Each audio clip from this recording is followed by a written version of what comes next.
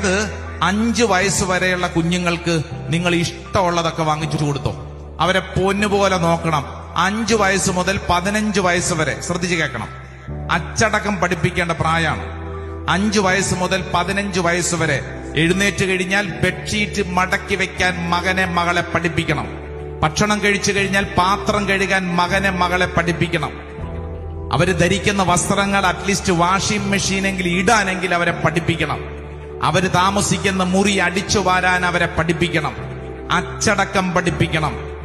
15 വയസ്സ് മുതൽ മുകളിലോട്ട് നിങ്ങളുടെ മക്കളെ നിങ്ങളൊരു ഫ്രണ്ടിനെ പോലെ, സുഹൃത്തിനെ പോലെ കൈകാര്യം ചെയ്യണം. മനസ്സിലാവുന്നുണ്ടോ?